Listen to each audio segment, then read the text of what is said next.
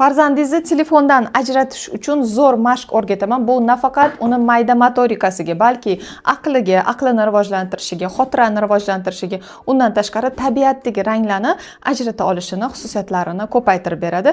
Buni bemalol onalar uy sharoitida ham qilishsa bo'ladi.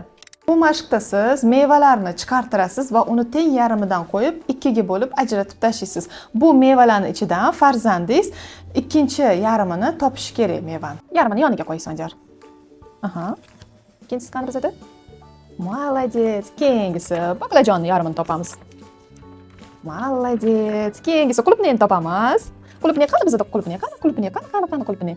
Qani bizada? Yaxshilab qarang, shoshmasdan. Klubnika. Qani?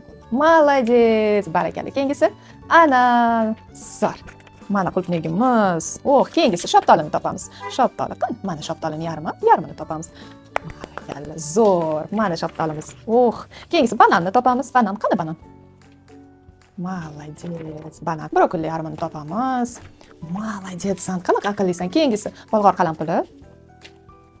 Bu mashqlar bilan bola nafaqat ranglarni ajratadi, shaklini ajratadi, qo'l motorikasi ishlaydi va xotirasi ishlaydi.